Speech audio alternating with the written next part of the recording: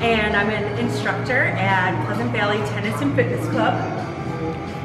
I'm offering some on-demand sessions. So the one that I'd like to tell you about is called Hit and Roll.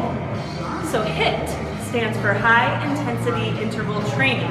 You might have seen me doing a little bit of that right here with some lunge ups and burpees type thing. So the idea is for 30 minutes, we would do 1 to a minute and a half intervals for 30 whole minutes. You'd have little rests in between things. And then the roll in this scenario, hit and roll, is foam rolling at the end. If you have never foam rolled, you must. It's really good for your muscles and it is so relaxing. So come check out Hit and Roll, 30 minutes of high intensity interval training, followed by 10 minutes of foam rolling and a little stretch and warm up at the beginning and end. Thanks so much.